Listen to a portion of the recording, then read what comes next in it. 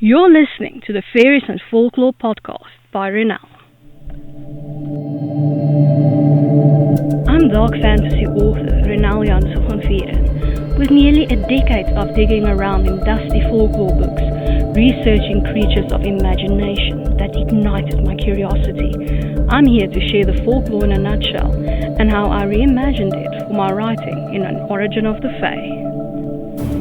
This is the Faeries and Folklore podcast. Hi, I'm your host, Ronel Janse van Vuuren. You can just call me Ronel. In today's episode, we're continuing our exploration of the Faery. This episode is brought to you by my Dark Court Sisters book series, available in ebook, paperback and audiobook. 3 sisters, 3 destinies, 3 ways to destroy the world. Go to ronelthemythmaker.com/Dark Court Sisters series for more. You can now support my time in producing the podcast, researching, writing and everything else involved by buying me a coffee. This can be a once-off thing, or you can buy me coffee again in the future at your discretion. Go to buymeacoffee.com/Ronel to support me.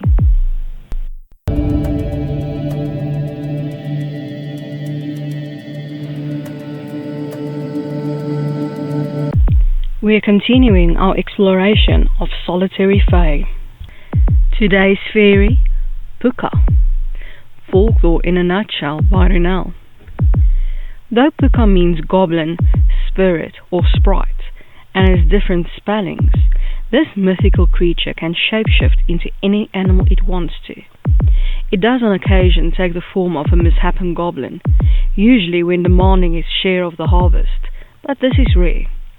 Though some see them as terrifying, the Phouka is mostly benign and mischievous.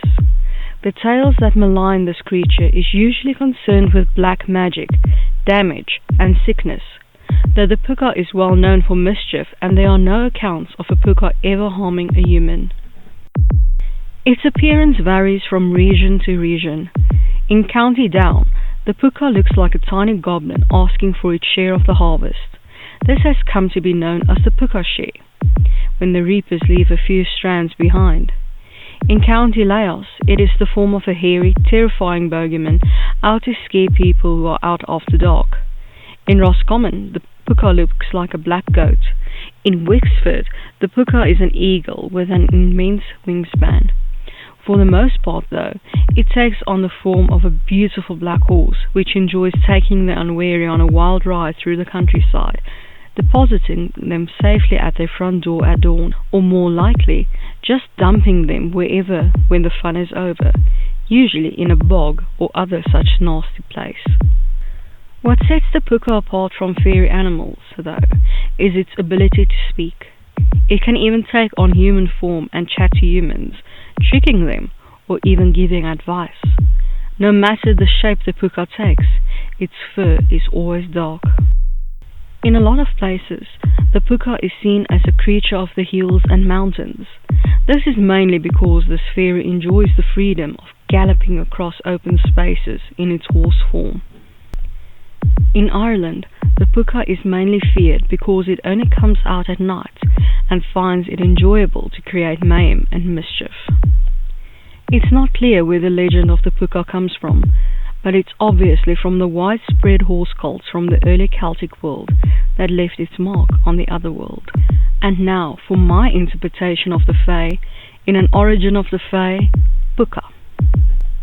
2 kinds. The first kind roams free as horses and love being mischievous. They are deft shapeshifters, capable of assuming any form, terrifying or pleasing. The human form, like those of the second kind of Phouka, is marked by fur ears and sometimes a tail. No matter the form they take, their fur is always dark. Even in animal form, they have the power of human speech.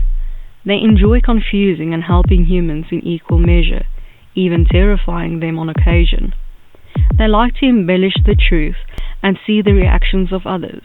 They're puckish, like their name suggests, and quick-witted. Their favorite trick is to suddenly appear out of the ground between the legs of an unwary human and carry the person off. After a wild night of galloping everywhere, the phouka will throw the rider off at daybreak, in mud if possible, and disappear. The only time they appear to be wrathful is when the farmer forgets to leave a couple of stalks after harvesting for the phouka to enjoy. Everyone knows that they should leave the phouka share. The second kind belong to the high fae. They were somehow enslaved by them and can only occasionally shapeshift.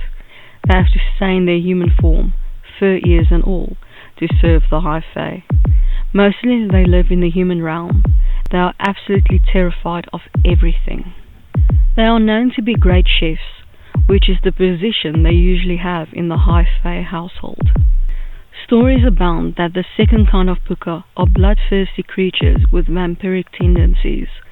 In these stories they are known to hunt down, kill and eat their victims, usually humans.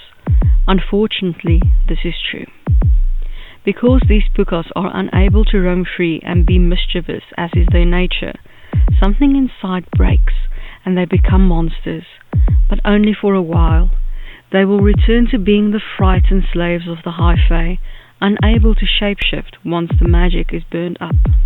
All phoukas have the ability to give humans the power to understand the language of animals.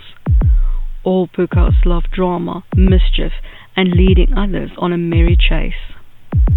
As a little bonus, let's look at this fairy translated to Afrikaans. Phouka. I hope that you've enjoyed this episode of the Faeries and Folklore podcast and that you've learned something new about fairy. Remember that you can get a transcript of this episode in the description. If you're new to the podcast, why not go and grab your free copy of Unseen, the second book in the fairy tale series, on my website, ronelthemythmaker.com. Loads of folklore, magic, and danger await. Take care.